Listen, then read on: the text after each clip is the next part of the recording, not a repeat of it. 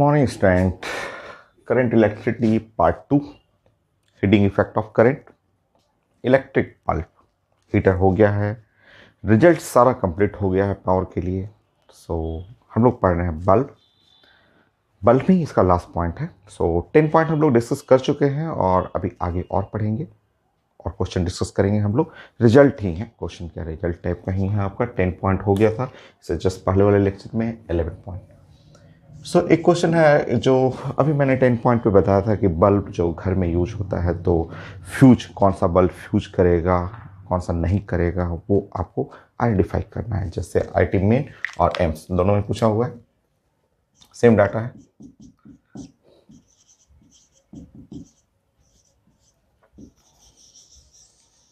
AIIMS का भी question same है। मैं क्वेश्चन ऐड कर दूंगा, स्कैन करके ऐड कर दूंगा।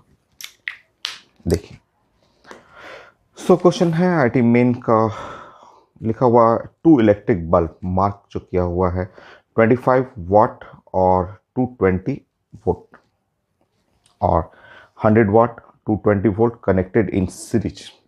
क्वेश्चन में जो है स्टेटमेंट था, स्टेटमेंट से मैं एक फिगर ड्रॉ कर रहा हूँ और फिगर कुछ ऐसे हुआ कि ये है मेरे पास बल्ब, 2 बल्ब है, दोनों बल्ब पे ऐसे रीडिंग बना हुआ है।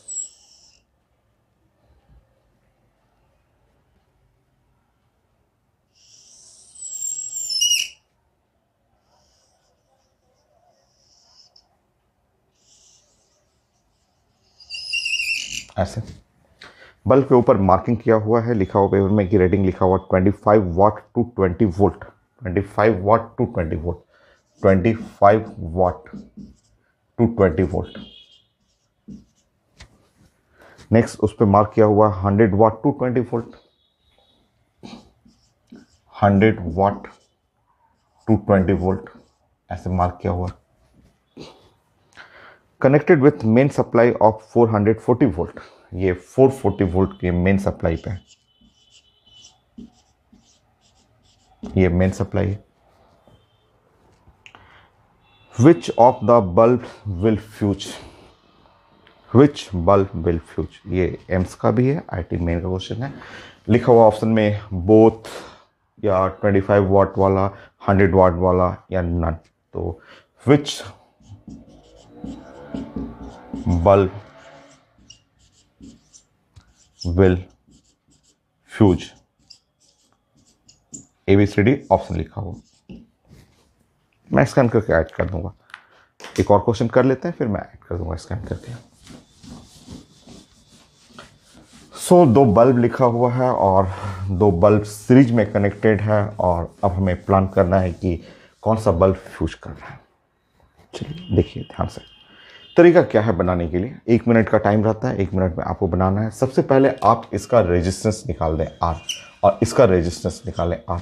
बल्ब का रेजिस्टेंस निकालने का तरीका आप जानते हैं कि ये रेजिस्टेंस निकालने के लिए कोई भी बल्ब का रेजिस्टेंस ये यूज करेंगे आप V²/P, ये प्लानिंग ये यूज करना है। तो रेजिस्टेंस जो है वो V²/P, यहाँ पे आप V² यूज करेंगे, V²/P। मान लीजिए इसका रेजिस्टेंस निकाल रहे हैं, जैसे बल्ब 1 है R1 निकालना है, ये बल्ब 2 है R2 निकालना है। यहीं मैं निकाल देता हूँ R1 is equal to V²/P power है, सो V², 22 इंटू 22, सो 0 और 100 होता बाई P 25 मल्टीप्लाई बाई 4। ठीक है, यहाँ पे आप करेंगे, यहाँ रेजिस्टेंस R2 करेंगे, रेजिस्टेंस R2 रेजिस्टेंस करेंगे तो V² ये है बाई P 100 करेंगे तो 22 इंटू 22 और ये है ओम, ये है ओम। ठीक है, अब ये क्वेश्चन को आपको प्लान बनाना है ऐसा कि ये क्वेश्चन मुझे इस तरह से लगना चाहिए कि ये एक रेजिस्टेंस है, दूसरा एक रेजिस्टेंस है और ये जो है एक बैटरी है, कुछ इस तरह से प्लान कर लेंगे। और ऐसे बैटरी का पोटेंशियल कितना, तो 440 वोल्ट हुआ। ये रेजिस्टेंस कितना, 22 इंटू 4 ओम, और इसका रेजिस्टेंस कितना 22 इंटू 22 और ओम। ठीक है, ये रेजिस्टेंस हो गया। तो इसमें आप प्लान करना है कि सबसे पहले इसमें करंट हमें निकालना है कि इसमें क्या करंट है, और जो करंट इसमें पास करेगा वही करंट इसमें पास करेगा। बाकी हम लोग इसके आगे V1 और V2 निकालेंगे, क्योंकि करंट आ जाएगा तो V इक्वल टू IR, और वो हम लोग देखेंगे कि उसके रेटिंग वोल्टेज जो 220 वोल्ट है वहाँ 220 वोल्ट है, उससे कम है कि ज़्यादा है, वो प्लानिंग करेंगे। उसके बाद पता चल जाएगा कौन सा फ्यूज कर रहा है। तो ये हम लोग का V1 और V2 निकालना है। तो सबसे पहले करंट करंट निकालेंगे। तो current is equal to EMF of 440 और डिवाइड बाई टोटल रेजिस्टेंस। ये टोटल रेजिस्टेंस जोड़ रहे हैं, तो जोड़ेंगे तो 22 इंटू 22 और मल्टीप्लाई बाई 5 आ रहा है। ये करंट हो गया, जोड़िए। अब आप देखिए फर्स्ट बल्ब के across V1 is equal to IR, I और R ऐसे। तो ये है 440 22 इंटू 5 R जो है 22 इंटू 4 ऐसे। सो 22 कैंसिल, ये हो गया। सो आप सॉल्व करेंगे 440 इंटू 4/5। सो सॉल्व कर रहा हूँ मैं। 440 इंटू 4 डिवाइड बाई 5, लग तो रहा है यही फ्यूज होगा। 352 वोल्ट लिखने दीजिए, 352 वोल्ट। ऐसे V2 निकालेंगे।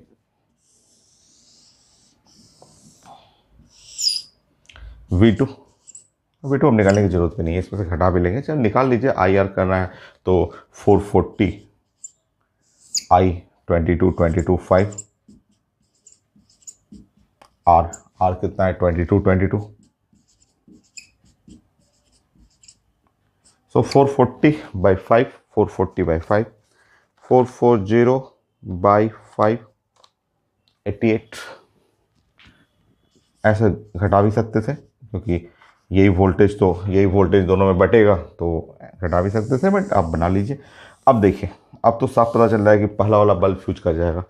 अब आप फिर से जब सर्किट बनाएंगे, देखिए अब आप फिर से, मैं अब इसको हटा दे रहा हूँ, अब ये हटा दे रहा हूँ, अब मैं इसको हटाता हूँ, और अब देखिए यहाँ पे इसको मैंने हटा दिया, और अब मैंने देखा कि जो bulb 1 and bulb 2, first bulb के क्रॉस, ये मैं यहाँ पे कलर चेंज कर रहा हूँ, इसके क्रॉस जो मैंने वोल्टेज देखा, इसके क्रॉस वोल्टेज जो मैं देख रहा हूँ कि ये है 352 वोल्ट, और इसके क्रॉस वोल्टेज जो देखिएगा V2, so V2 is equal to 88 volt. ऐसे ये आ गया। सो V1 और V2 जो हुआ, यहाँ साफ दिख रहा है कि ये जो V1 इज ग्रेटर देन, जो इस पर मार्क किया हुआ है 220 वोल्ट से ज़्यादा है। ठीक है, तो ये बल्ब फ्यूज, ठीक है, बल्ब विल फ्यूज। सो कौन सा बल्ब फ्यूज होगा, तो ये है विच बल्ब विल फ्यूज। तो ऑप्शन में देखना है 25 वाट वाला बल्ब जो होगा, ये बल्ब क्रैक कर जाएगा, यहाँ से टूट जाएगा, इसका फिलामेंट गल जाएगा और फ्यूज कर जाएगा, बल्ब फ्यूज कर जाएगा। वो नहीं, बल्ब फ्यूज नहीं करेगा, क्योंकि यहाँ पे V2 जो है लेस देन, जो इसके क्रॉस वोल्टेज आया, जो उसका रेटिंग है, जो इसका इफिशिएंसी रेटिंग है 220 वोल्ट, उससे कम हुआ, नॉट फ्यूज।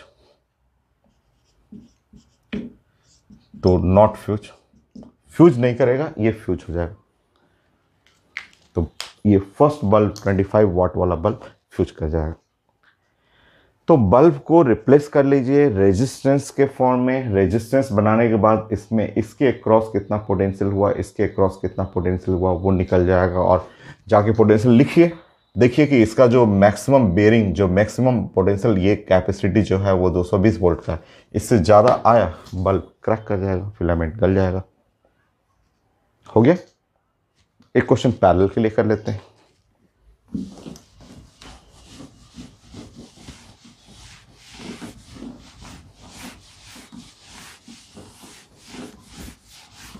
तो ये बहुत कॉमन है बल्ब फ्यूज करने का क्वेश्चन, कि कौन सा बल्ब फ्यूज कर रहा है और कैसे सॉल्व करना है। टाइमिंग 1 मिनट का है, ये 1 मिनट में कंप्लीट करना है। 12। सो नेक्स्ट क्वेश्चन मेडिकल का ही क्वेश्चन है, और मेरी टेबल पे तो सारा बुक रखा रहता है। सो क्या है क्वेश्चन कि 100 watt to 20 volt, 200 watt, 250 volt connected in parallel. लीजिए ऐसे क्वेश्चन लिखा हुआ, इस बार बल्ब है पैरेलल में।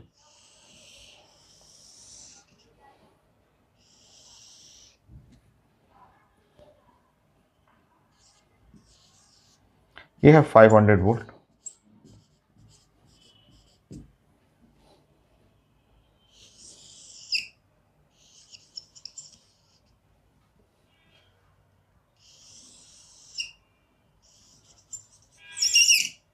yes.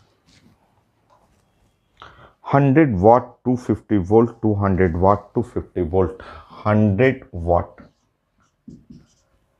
250 volt. Next 200 watt 250 volt, 250 volt. So bulb है और सप्लाई वोल्टेज है 500 watt. Which bulb will fuse? Which bulb will fuse? बोलिए, ये तो बड़ा आसान है, पैरेलल में तो देख करके 1 सेकंड में आप बना देंगे। विच बल्ब विल फ्यूज? 100 वाट या 200 वाट, बोथ या नन? ये भी पीएमटी क्वेश्चन है।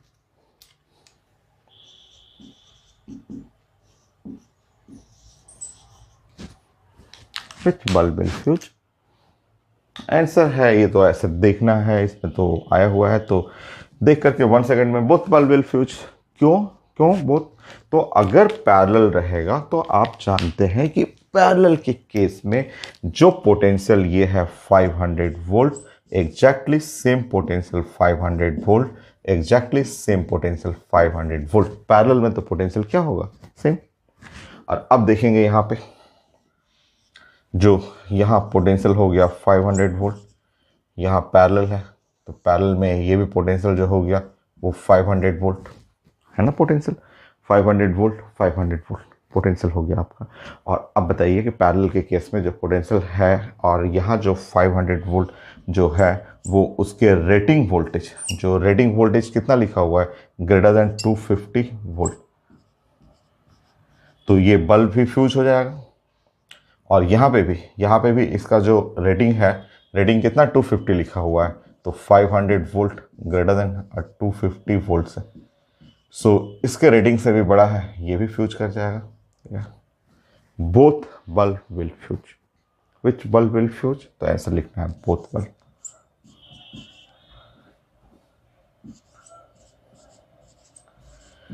दोनों बल्ब एकदम आसान है। पैरेलल में तो ये देख रहे हैं कि दोनों, यहाँ रेटिंग है 250 तक मैक्सिमम जा सकता है, बट यहाँ तो सप्लाई वोल्टेज 500 हुआ, 500 हुआ, दोनों फ्यूज कर गए। मैं स्कैन करके ऐड कर देता हूँ।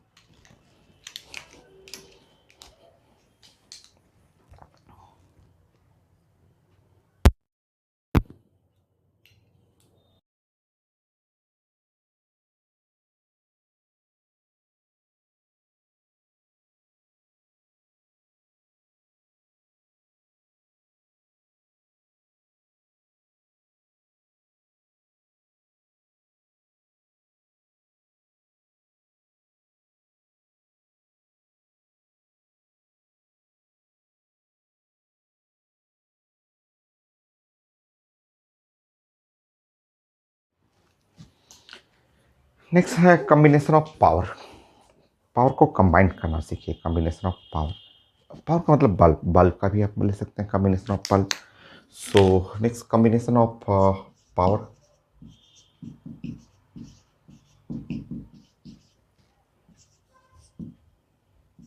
बल्ब और पावर, इसका जरूरत पड़ेगा कॉम्बिनेशन ऑफ बल्ब और या कॉम्बिनेशन ऑफ पावर के लिए। आप जानते हैं हाउस वायरिंग पोटेंशियल कांस्टेंट होता है, नंबर 1।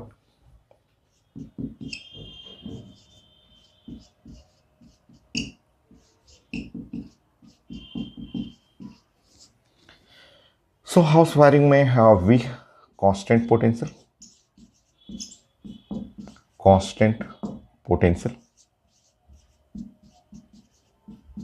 सो पोटेंशियल जब कांस्टेंट रहेगा तो पावर पावर का जो फॉर्मूला होगा वो होगा साइंस में वी स्क्वायर बाई आर। ये सो पावर जो हुआ वो प्रोपोर्शनल टू या इनवर्सली प्रोपोर्शनल टू आर। ये तब लगाना है जब पोटेंशियल क्या हो, कांस्टेंट। तो कांस्टेंट पोटेंशियल के लिए ये रिजल्ट है, कांस्टेंट पोटेंशियल के लिए आप जानते हैं रिजल्ट। अब आप देखिए सेकेंड, आप लिखेंगे सीरीज कॉम्बिनेशन ऑफ बल्ब।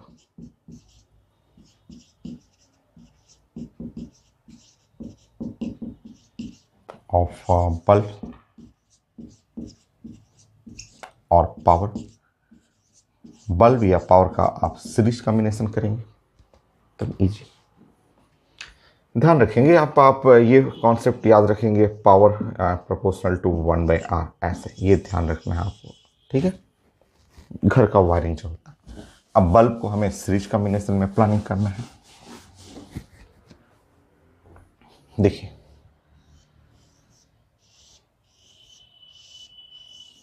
ऐसे 3 बल्ब आप लगा दीजिए, ऐसे 2 बल्ब ले लेंगे, 3 बल्ब ले लेंगे ऐसे, ठीक है।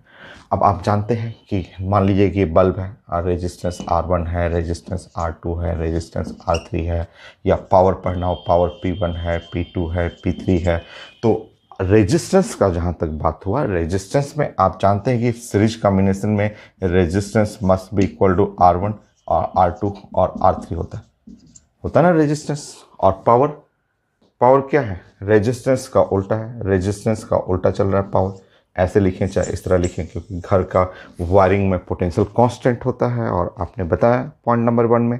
तो रेजिस्टेंस जहां है उसके जगह 1/पावर। तो सीरीज कॉम्बिनेशन में जो रिजल्टेंट पावर है वो हुआ 1/P1 plus 1/P2 plus 1/P3। ये है resultant power in series combination. Series combination का रिजल्टेंट पावर ऐसा होगी।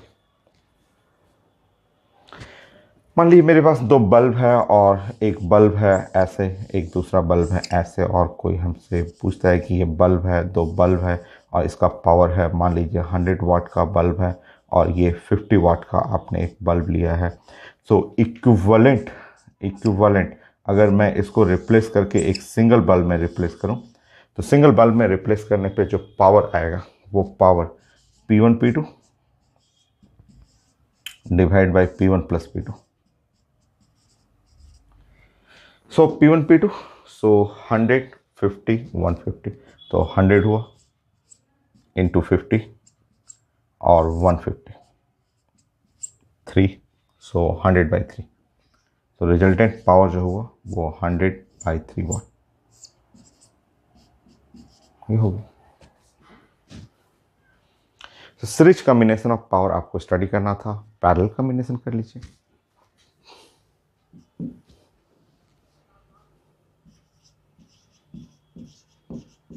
जैसे कैपेसिटर का कॉम्बिनेशन होता है, रेजिस्टेंस का कॉम्बिनेशन होता है, उसी तरह आप पावर का भी कॉम्बिनेशन होता है।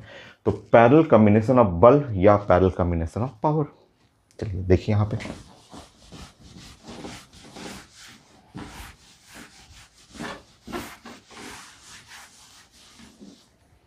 देखिए, तो बल्ब आप ले लीजिए, 3 बल्ब ऐसे ले लेंगे और आप तीनों बल्ब को अरेंज कर लेंगे पैरेलल में। ऐसे अरेंज कर लीजिए, 3 बल्ब ऐसे लेकर के और ऐसे पैरेलल में अरेंज कर लीजिए आप।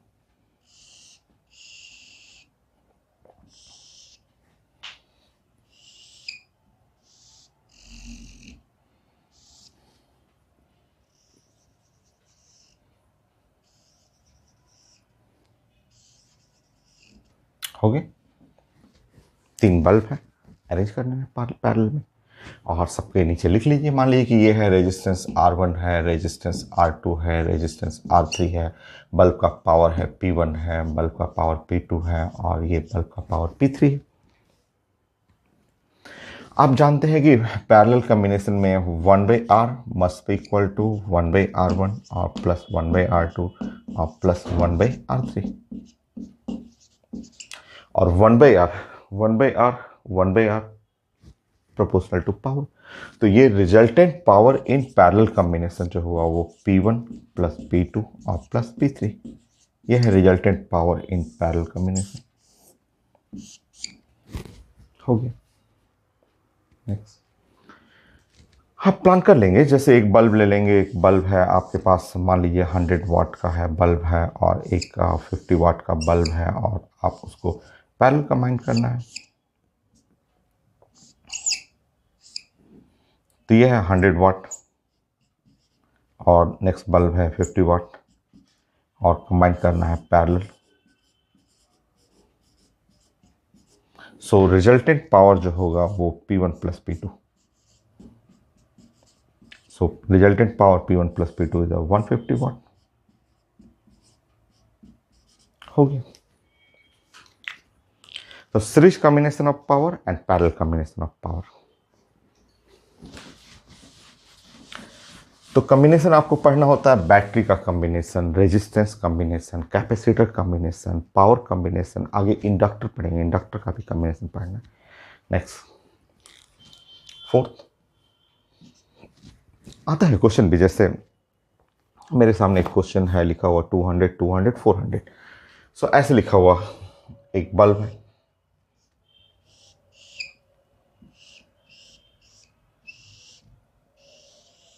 ऐसे लिखा हुआ,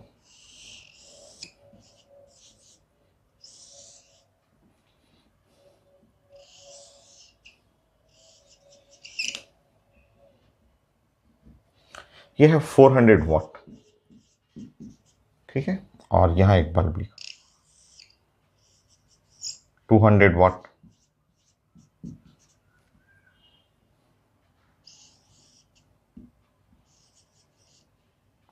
200 वाट, ठीक है। सो पावर, रिजल्टेंट पावर चाहिए।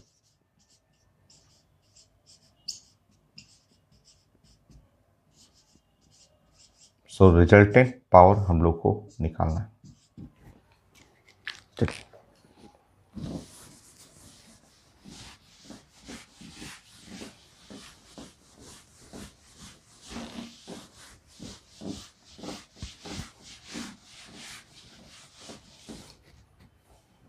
देखिए।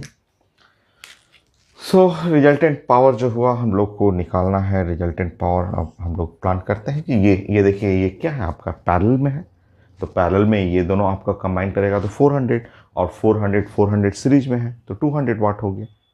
कितना इजी है ये देखिए, ये हुआ ना आपका पैरेलल में, आप पढ़े हुए थे तो पैरेलल में ऐसे कर लेंगे, ये पैरेलल में ये 200 और 200 पैरेलल हो गया 400 वाट, और ये है 400 वाट, 400 वाट 400 वाट सीरीज में हुआ, तो रिजल्टेंट पावर जो हुआ वो 200 वाट हो गया। छोटा सा 4 5। मान लीजिए घर में, या आप स्टडी रूम, जो आपका स्टडी रूम है जिसमें आप पढ़ते हैं, और वो आपने कुछ ऐसे अरेंज कर रखा है कि आपके स्टडी रूम में एक बल्ब आपने यूज़ किया।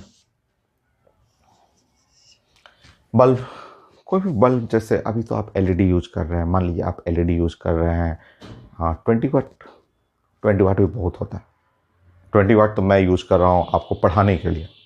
बल्ब देखिए, सामने बोर्ड के सामने एक बल्ब लगा हुआ है, उसका रिफ्लेक्शन आपको दिखता होगा, कई बार यहाँ पे एक वाइट स्पॉट दिखता होगा, तो वो 20 वाट का है। तो आप घर में, अपने घर में आप एलईडी यूज़ करते होंगे, तो मान लीजिए 10 वाट का आप बल्ब यूज़ कर रहे हैं, एक बल्ब और लगा दीजिए। आप अपने स्टडी रूम का हम लोग प्लान कर रहे हैं, आप जहाँ पढ़ रहे हैं उसमें मान लीजिए आपके टेबल लैंप है, और टेबल लैंप में आपने 5 वाट का, क्योंकि अभी तो एलईडी ही आप यूज़ करते हैं। फ़ैन, आपके रूम में ज़रूर एक फ़ैन होगा, तो फ़ैन, आप फ़ैन लगा दीजिए, ये है फ़ैन। मान लीजिए फ़ैन है आपके रूम में, फ़ैन जो हो गया वो 200 वाट, 200 वाट का फ़ैन हो गया। टीवी नहीं होगा आपके रूम में, बट कंप्यूटर हो सकता है, लैपटॉप हो सकता है। तो मान लीजिए आपके रूम में एक लैपटॉप है, स्क्रीन है, या उसको इक्विवेलेंट टू मैं टीवी ले रहा हूँ, आपके रूम में एक टीवी लगा हुआ है, कंप्यूटर है जस्ट, जो भी डेस्कटॉप लैपटॉप जो भी है, कंप्यूटर है या स्मार्टफोन है, वो ले लीजिए। उसका पावर मैं लेके चल रहा हूँ, ये 300 वाट कर लिया मैंने ऐसे। सब चीज़ तो पैरेलल है, घर में सब चीज़ पैरेलल है और वो कनेक्टेड है जो एक मेन सर्किट से।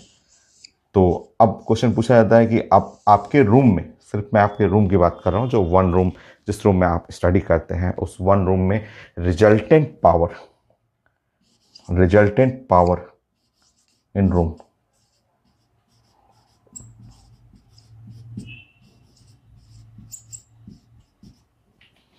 रूम, आपके रूम में जिसमें आप स्टडी कर रहे हैं, तो resultant power in room resultant power जो हो गया वो क्या है, ये सब पैरेलल है।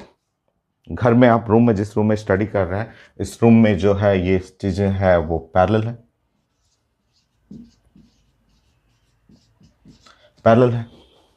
रूम में सब चीज़ लगा हुआ क्या, पैरेलल है। तो पैरेलल में जो आप जोड़ते हैं पावर, तो पावर पैरेलल में P1 plus P2 plus P3 plus P4 जो भी है। तो आप जानते हैं कि resultant power in room P1 plus P2 plus P3 और P4 जो भी है, जितना भी आप लोड है रूम में, जितना लोड है सबको जोड़ दीजिए।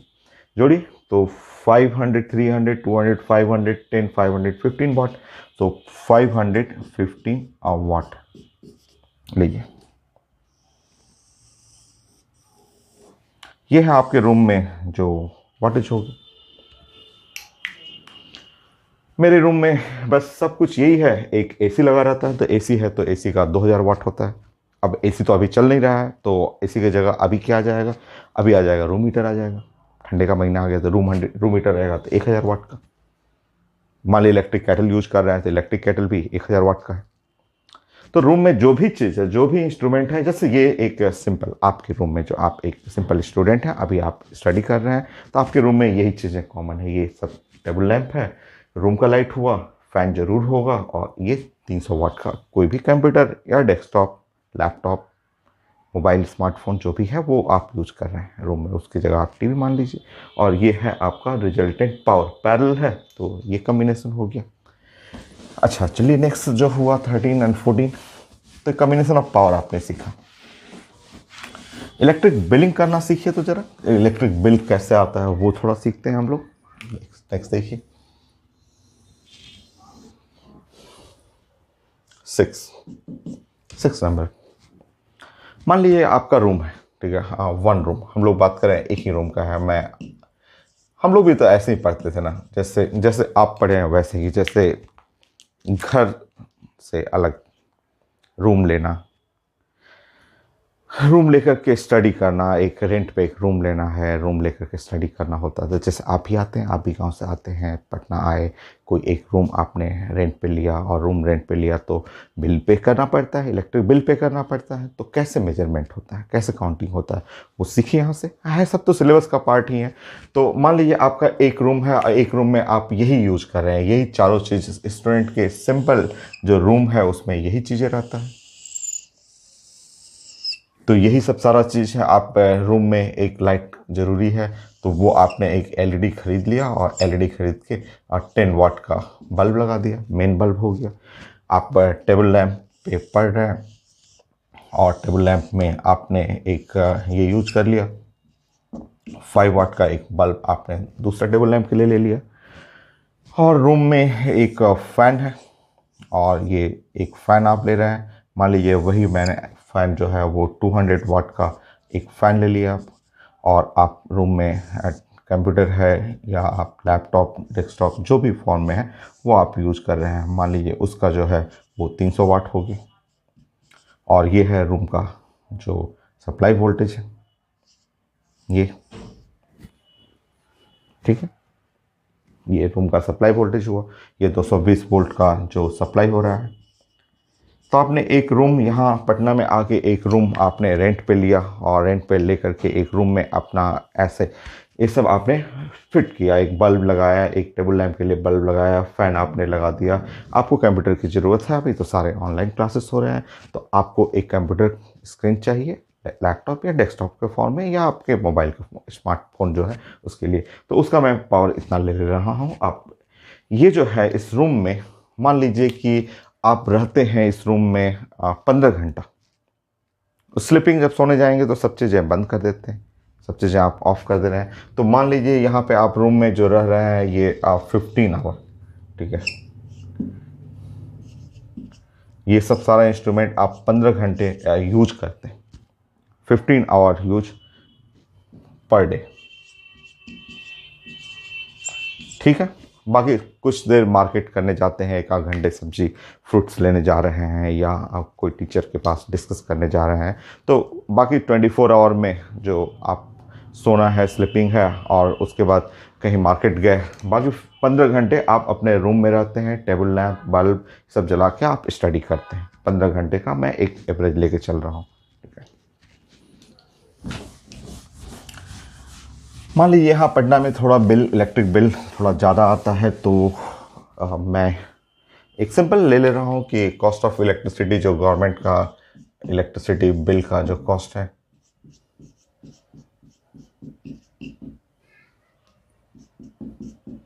मान लीजिए सिंपल मैं लेके चल रहा हूँ 5 rupees per kilowatt our.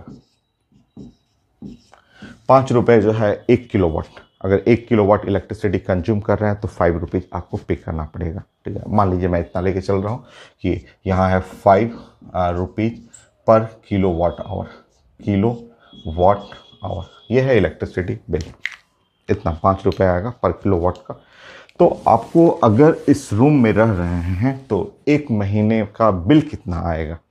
आप आते हैं पटना में, रेंट पे रूम लेते हैं, तो जो ऑनर होते हैं, जो मकान मालिक होते हैं, वो बोलते हैं ना कि इलेक्ट्रिक बिल अलग से देना पड़ेगा, या तो रूम के बाहर एक छोटा सा मीटर लगा देते हैं, मीटर लगा के सब मीटर इसको बोलते हैं, मार्केट में मिलता है, वो सब मीटर से आपको रूम कनेक्ट कर देते हैं, उसका रीडिंग आपको कैलकुलेट करके आपको पे करना होता है। तो कितना बिल आया, मान लीजिए आप पटना में आए हैं और ये 4 इंस्ट्रूमेंट आप रूम में यूज कर रहे हैं, 15 घंटे यूज कर रहे हैं, 15 आवर यूज करना है पर डे, और कॉस्ट ऑफ इलेक्ट्रिसिटी 5 रुपीज पर किलोवाट आवर है, तो इलेक्ट्रिक बिल फॉर 1 मंथ कितना आपका इलेक्ट्रिक बिल आएगा। Electric bill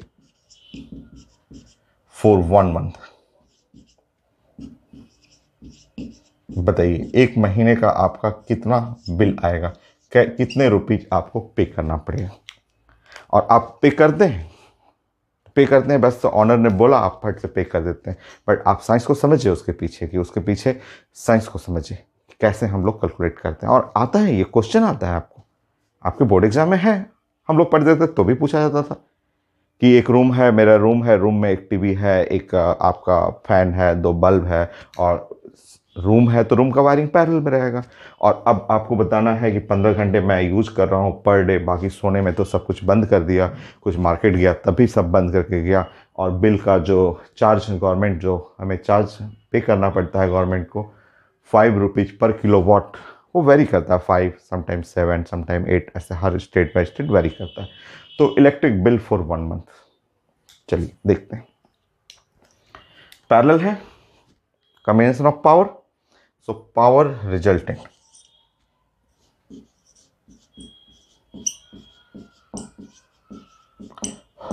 power resultant parallel में जोड़ दें, जोड़े 300 200 500 10 515 515 वाट हो गया रिजल्टेंट पावर, ठीक। किलो वाट आवर में यूज करना है energy, power is equal to जो है वो आप, मैं इसमें एनर्जी यूज कर रहा हूं, पावर की जगह मैं हटा रहा हूं energy, resultant energy, energy. So power है 515 और इनटू टाइम, आप जानते हैं, अब आपके लिए पढ़ा हुआ है, power is equal to energy by time, तो energy is equal to P into T. 515 है और मैं 15 घंटे यूज कर रहा हूं, तो 15 वाट इंटू आवर, वाट और आवर, किलो वाट कर दें, किलो वाट 1000 से डिवाइड करना होगा ना, 1000 से डिवाइड, 1000 से मल्टीप्लाई करना हो। अच्छा रुकिए 15 घंटे यूज कर रहा हूँ, कितने दिन के लिए, 1 महीने के लिए ना, 1 महीना, 1 महीने में 30 मल्टीप्लाई करें 30 ना, ये तो एक दिन का हो गया, एक दिन का, ये एक दिन का हुआ। तो आपको 1 मंथ के लिए है, 1 मंथ के लिए तो मल्टीप्लाई करो ना मैं, ये तो 1 डे के लिए हुआ, ये तो पर डे के लिए हुआ, और 30 ये तो पर डे, ये तो एक दिन का हुआ, और आपको एक महीने का बिल चाहिए ना, watt hour. Next, so 515 into 15 और इंटू 30 और 1000 मैं डिवाइड कर दूं, तो ये हुआ किलो वॉट आवर, ऐसा।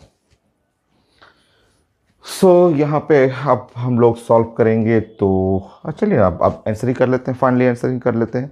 तो ये है किलो वॉट आवर, और इसमें 5 रुपये, 5 रुपये मल्टीप्लाई कर देते हैं, क्योंकि हमें हमें ये तो हुआ कि हमारा एनर्जी कंज्यूम हुआ, और पर वॉट आवर के लिए कितना पे करना है, 5 रुपीज़। तो now bill, finally finally bill कितने का बिल आया, तो रुकिए ये देखिए, 515 15 इंटू 3 डिवाइड बाई 100, ठीक है। यह है किलो और watt hour multiply by 5 rupees per kilowatt hour. So हटा दीजिए, kilowatt hour kilowatt hour kilowatt hour cancel हो गया। देख लीजिए कितना रुपया का बिल आया आप लोग का।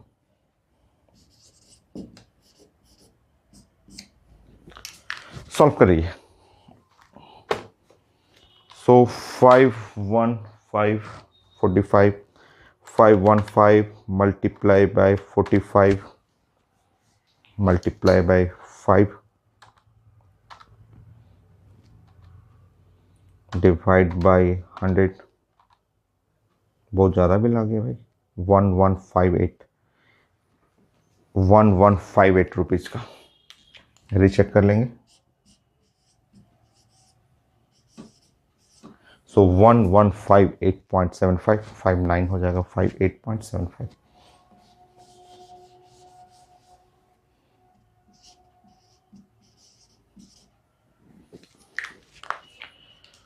सो 25 एक बार रीचेक करते हैं, तो यहाँ से यहाँ आएगा, ये 5 रुपीज़ हुआ और 75 और आ जाएगा, तो इतना बिल आएगा। देखिए इतना बिल, तो ये है आपका।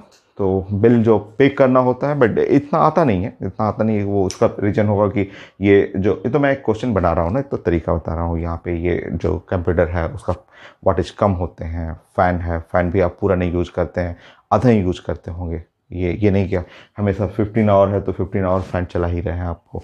तो ये जो है, चाहे ये टीवी है, टीवी 15 घंटा नहीं चला रहे हैं, या कंप्यूटर 15 घंटा, 1 ही घंटे 2 घंटे जितना स्टडी करना हो उतना आपको ज़रूरत है उतना चलाते हैं। तो ये 15 घंटे हम एक क्वेश्चन बना रहे हैं कि ऐसे है आपका। तो बिल इसी तरह कैलकुलेट किया जाता है कि एक रूम में जितने इंस्ट्रूमेंट हैं तो सारे पावर पैरेलल में कर लेंगे। पैरेलल में रिजल्टेंट पावर हो गया, एनर्जी यूज कर लेंगे। एनर्जी यूज करके, क्योंकि आपको 15 आवर यूज करना है डेली, कितने, एक महीने के लिए, तो 30 कर लेंगे। यहाँ पे किलो वाट, किलो करने के लिए 1000 मल्टीप्लाई डिवाइड कर लेंगे, तो किलो वाट आवर हो गया।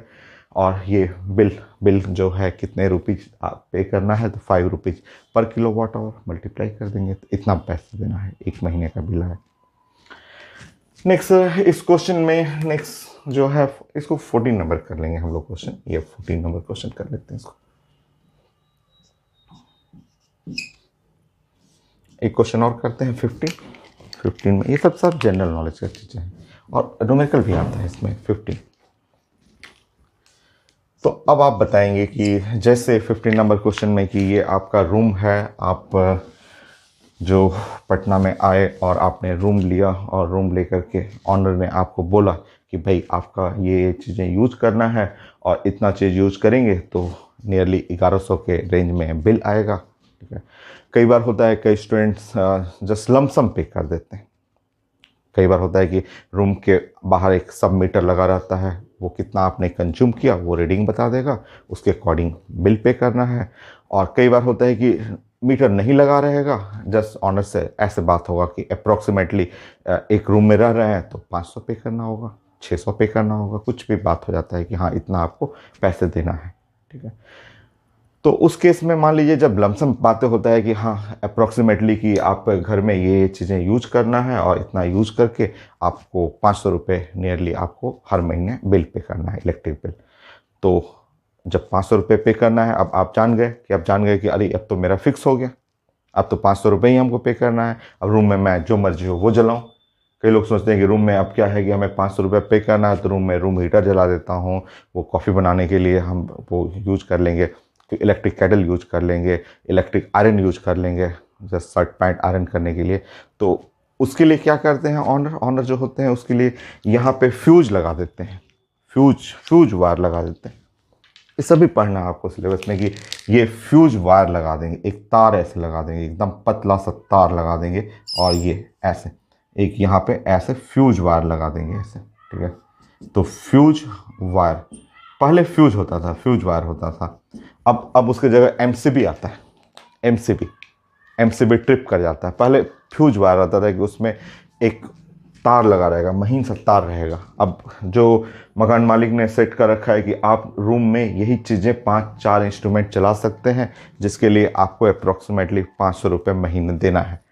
अब आप सोच रहे हैं कि अब तो मैं फ्री हो गया, 500 रुपये महीना मेरे लिए फ्री हो गया, अब तो मैं रूम में जो चाहे वो यूज़ करूँ, इलेक्ट्रिक केटल यूज करूँ या हीटर यूज करूँ, आयरन यूज करूँ। तो जैसे ही आप इससे ज़्यादा लोड अप्लाई करिएगा, आप सोचेगा कि हम इसमें इलेक्ट्रिक केटल यूज कर लेते हैं, चाय बना लेते हैं, कॉफ़ी बना लेते हैं। तो जैसे ही आप स्विच ऑन करिएगा, फट से फ्यूज वायर गल जाएगा।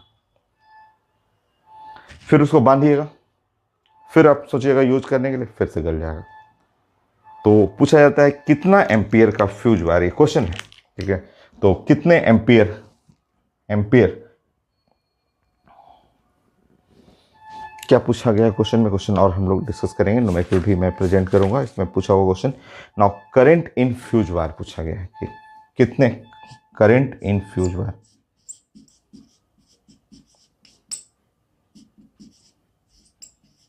फ्यूज वायर ये निकालना है कितने एम्पियर का जो फ्यूज वायर लगाया जाए कि उससे ज़्यादा आप लोड ना यूज कर पाए।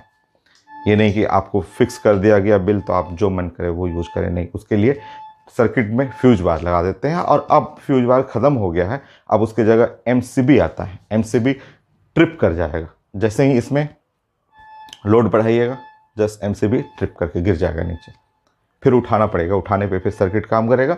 बट इससे ज़्यादा लोड, जैसे ही इनसे ज़्यादा लोड डालिएगा फट से ट्रिप कर जाएगा। तो कितने एम्पियर का एमसीबी लगाना है, एमसीबी पढ़ेंगे हम लोग। जेनर डायोड का पार्ट होता है मॉडर्न फिजिक्स में, मिनिएचर सर्किट ब्रेकर बोला जाता है एमसीबी। तो फ्यूज वायर पहले यूज होता था, अब ये हट चुका है, फ्यूज वायर की जगह एमसीबी लगाया जाता है। तो देखिए कितने एम्पियर का एमसीबी लगाना है कि बिल को फिक्स कर देते हैं कई बार ऑनर, तो उसमें एमसीबी लगा देते हैं कि आप इससे ज़्यादा इंस्ट्रूमेंट यूज ही नहीं करेंगे, यूज करेंगे ट्रिप करते जाएगा, काम ही नहीं करेगा। चलिए सो देखते हैं, तो आसान है, एक लाइन का क्वेश्चन है। देखिए आप बताइए पावर, जो resultant power 300, 200, 10 + 5, so resultant power जो हुआ 515 वाट, ठीक है। और resultant power is equal to, आप जानते हैं I × V, सबको पता है। वोल्टेज सप्लाई वोल्टेज 220 वोल्ट का है, जानते हैं। तो 515 इज इक्वल टू I 220। तो करंट जो हुआ 515 by 220 ampere, 515 divide by 220,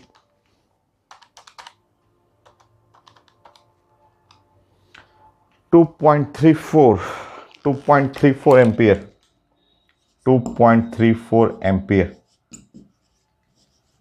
so nearly 2 ampere का ही लगा देते हैं लोग। आता है एमसीबी, आता है एमसीबी, आप जाएंगे मार्केट में तो एमसीबी लगा मिलता है 2 एम्पियर का, 5 एम्पियर का, 10 एम्पियर का। कि अगर 10 एम्पियर है तो उससे ज़्यादा जरा सा लोड हुआ, ट्रिप, एमसीबी गिर जाएगा। तो यहाँ पे रूम के बाहर या फ्यूज वायर लगा रहता है पुराने रूम में, नया जो जहाँ नया आपको वायरिंग होता है उसमें एमसीबी लगा रहता है कि आप इससे ज़्यादा कोई इंस्ट्रूमेंट यूज करेंगे ट्रिप कर जाएगा, गिर जाएगा। नेक्स्ट,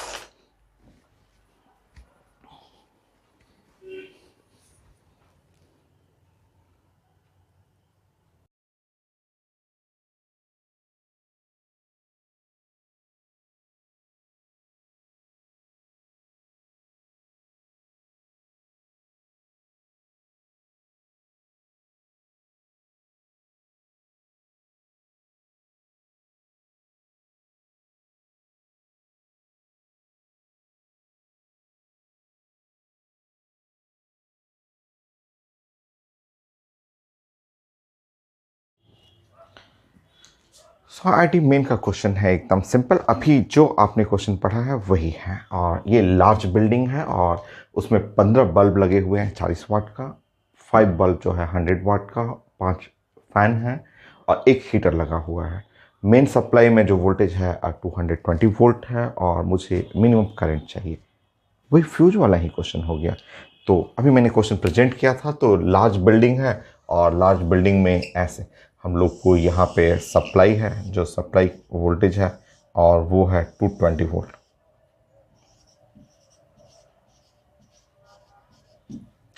यहाँ फ्यूज वार लगा दिया गया है और फ्यूज वार में हमें करंट चाहिए था। यहाँ पे करंट, यह करंट चाहिए, ठीक है। 15 बल्ब ऑफ 40 वाट,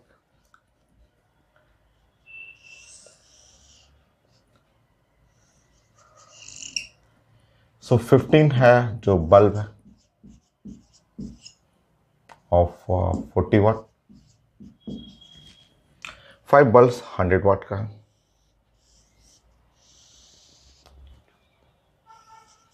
सो ये है 5 बल्ब है ऑफ 100 वाट। सब पैरेलल रहेगा। रूम में मैं फिगर बना रहा हूँ, अब ये 15 बार फिगर थोड़ा ना बना सकता हूँ। आपको समझना है कि बिल्डिंग है, बिल्डिंग में सब चीज़ पैरेलल है, सारा पैरेलल है आपका।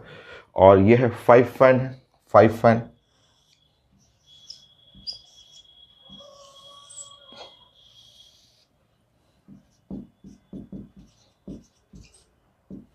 कितने वाट का है? 80 वाट का फैन है और एक हीटर लगा हुआ, एक ही हीटर लगा हुआ, कितने का है? तो 1000 वाट का। ये है बिल्डिंग है, तो बिल्डिंग में तो सारी चीज़ें पैरेलल होगा, बिल्डिंग का वायरिंग ही पैरेलल होता है। तो जो पावर हुआ, जो रिजल्टेंट पावर हुआ, वो रिजल्टेंट पावर आप समझ रहे हैं। 15 बल्ब, आप 15 बल्ब जो है 40 वाट का, या आपको समझना है 5 फैन है, तो 5 फैन का मतलब आपको समझना है 5 फैन ऐसे हुआ, एक फैन है, दूसरा फैन है, ये सब आपको समझना है कि बिल्डिंग है। तो बिल्डिंग में जो भी चीज़ लगा हुआ है, जो भी बल्ब है वो या फैन है, सब पैरेलल है। ये आपको समझना है, ये सारा सेटअप जो है वो पैरेलल हुआ। तो इतना बड़ा हम लोग नहीं ना बना सकते हैं। आपको समझना है कि ये पांचों फैन जो है वो पैरेलल है, 15 बल्ब है सब पैरेलल है, 5 बल्ब है सब पैरेलल है, ठीक है। तो अब देखिए, जब पैरेलल होगा तो सब लाइन्स जुटेगा पैरेलल में। तो ये 40 वाट वाला 40 40 40 40 40 15 बार लिखना होगा। तो 40 मल्टीप्लाई बाय 15 प्लस 100 वाट वाला, 100 वाट वाला 5 टाइम मल्टीप्लाई करना है, प्लस जो 80 वाट का है वो 5 टाइम मल्टीप्लाई करना है, प्लस 1000 वाट है, ऐसे।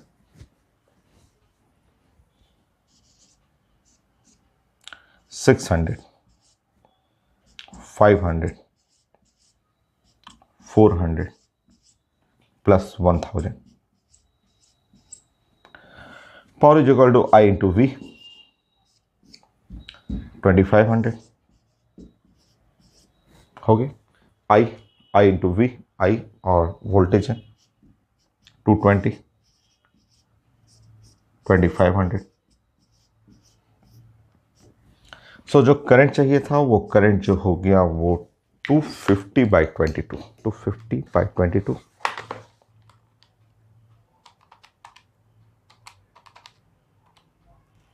11.36 एम्पियर है आंसर में। मैं चेक करता हूँ, 11, ठीक है 11.36 है, बट आंसर नहीं है, आंसर नहीं है, आप खुद बनाइएगा। 11.36 मेरा तो आ रहा है 11.36 एम्पियर, ये है 11.36 का। और मान लीजिए आंसर नहीं लिखा हुआ, आंसर में है नहीं, आंसर में क्या है फिर? 8 10 12 14। सो आंसर लिखा हुआ 8 10 12 14। तो जो सबसे पास है, सबसे पास जो आएगा वो लेना है। इससे कम नहीं रखना है, इससे कम रखिएगा तो लोड लेगा ही नहीं, वो तो सर्किट ब्रेक कर जाएगा। इससे थोड़ा सा ज़्यादा रखिए, थोड़ा सा ज़्यादा, 11.36 से थोड़ा ज़्यादा 12 रखिएगा तो 1-2 बल्ब और लग सकता है। ये तो सिंपल हुआ, ये तो सिंपल एक कॉमन हो गया। बट दिवाली का टाइम आया तो दिवाली के टाइम में एक दो बल्ब, एक दो क्या बहुत सारे बल्ब और लगाना होगा, तो और लगाना होगा तो थोड़ा सा ज़्यादा रखिए इससे। ये 11.36 तो क्या क्रिटिकल हो गया, इतना लोड ले रहा है। अगर इसमें एक दो बल्ब और एक्स्ट्रा लगाएंगे तब तो ब्रेक कर जाएगा, तो इससे बेटर है कि इससे थोड़ा सा ज़्यादा एम्पियर का लगा देंगे एमसीबी, तो जो नियरेस्ट रहे 11.36 से जो नियरेस्ट है। तो ये नहीं कि एग्जैक्ट आंसर नहीं आ रहा है तो सोचेंगे वो तो गलत हो गया, नहीं भाई, आपको समझना है कि ये 11.36 पे ये सब कुछ वर्क करेगा। बट अगर इसमें एक छोटा सा और बल्ब लगाइएगा तो 11.36 पे एमसीबी ट्रिप कर जाएगा, नहीं लोड ले पाएगा। तो मान लीजिए मोबाइल चार्जर भी अगर इतना लिखा हुआ, अब अगर इसमें मोबाइल चार्जर भी लगाए रूम में तो ट्रिप कर जाएगा। तो हमें मोबाइल तो सबको चाहिए चार्ज लगाने के लिए, तो उसके लिए आप थोड़ा सा इससे क्या रखेंगे, थोड़ा सा ज़्यादा एमसीबी लगा देंगे। इसके नज़दीक में सबसे बढ़िया जो है 12 एम्पीयर हो गया। सो क्वेश्चन ही है, अब रिजल्ट कंप्लीट, अब क्वेश्चन ही है। और खूब सारा क्वेश्चन आईटी एडवांस का भी है, नीट का भी है, एम्स का भी। एम्स का तो हो गया है, और मैं देख लूँगा जो जो बेस्ट होगा। तो कितना हो गया 16 17 एक्स।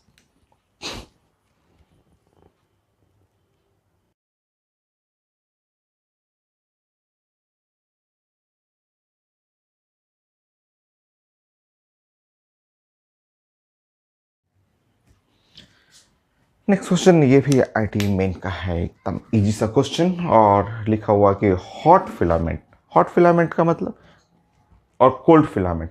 हॉट फिलामेंट का मतलब वर्किंग बल्ब, बल्ब जल रहा है, तो मैंने यहाँ पे ऐसे ग्लो कर दिया है कि हॉट फिलामेंट का मतलब बल्ब ग्लो कर रहा है, और कोल्ड फिलामेंट का मतलब नॉन वर्किंग, बल्ब अभी ऑफ है। ये ऑन है, हॉट फिलामेंट गर्म हो जाएगा बल्ब, इसलिए हॉट फिलामेंट में ऑन रहेगा, ये ऑफ है।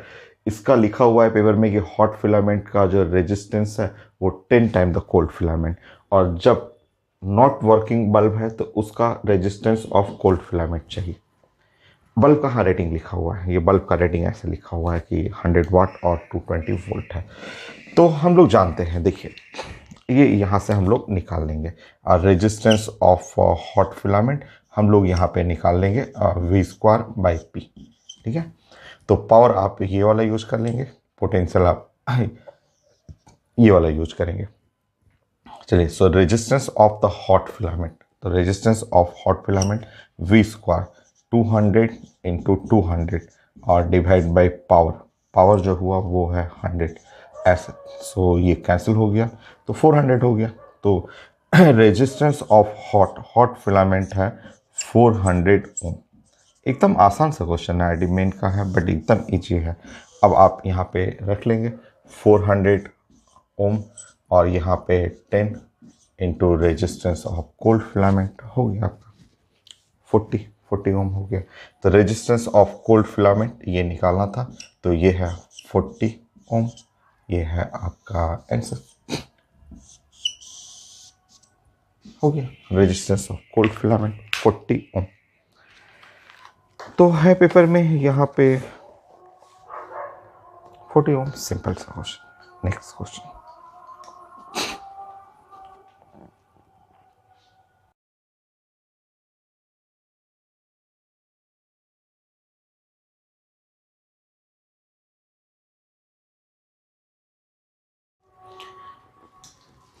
ये क्वेश्चन भी आईटी मेन का है।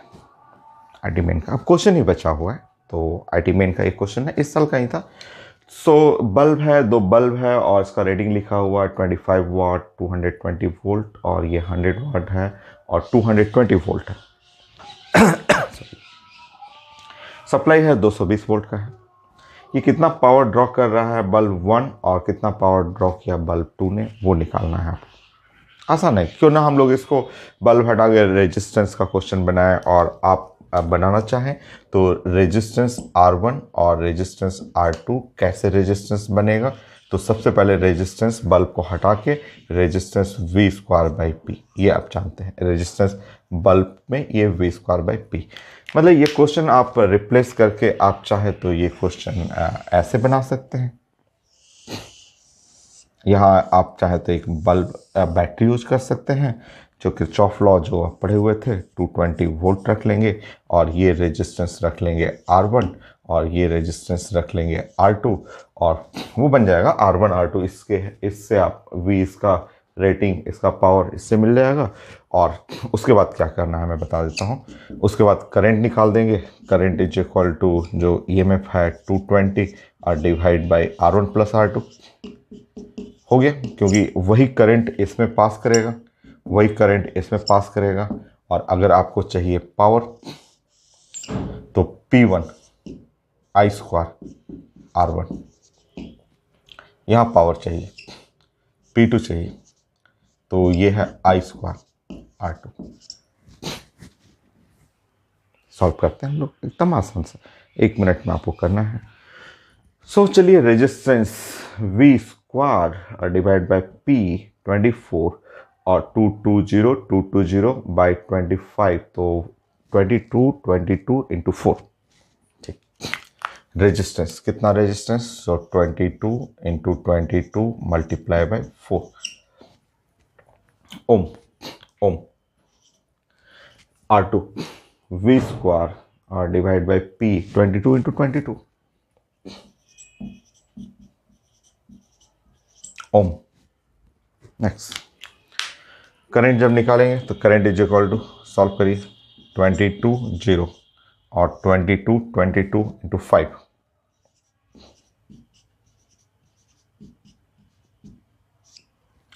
करंट 22, सो यहाँ पे हुआ 2 और डिवाइड बाई 22 1 बाई 11 एम्पियर ऐसा। No power is equal to हो गया यहाँ पे फर्स्ट में जो पावर हम लोग को निकालना है, जैसे यही तो कैलकुलेट करना था, सब 1 मिनट में करना होता है। तो पावर अब बताएंगे, power is equal to P1 first bulb I square वो सामने है 1 बाई 11 इंटू 11 और इसका रेजिस्टेंस 22 इंटू 4। तो फर्स्ट बल्ब जो पावर ये है 4, तो ये है 2 ऑफ हो गया टोटल 4 और 4 16 वाट। ऐसा चेक कर लेंगे, हाँ 16 वाट ये P1 ड्रॉ करेगा। एग्जैक्टली सेम P2 के लिए निकालना है हम लोग को। P2 is equal to I square जो हुआ 1 by 11 into R2 22 so P2 2 into 2 4 वाट।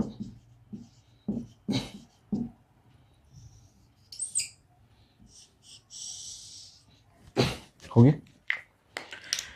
तो हाँ, आज के लिए इतना ही। नेक्स्ट क्लास कंप्लीट करता हूँ मैं, heating effect of current part 2 final करता हूँ नेक्स्ट क्लास।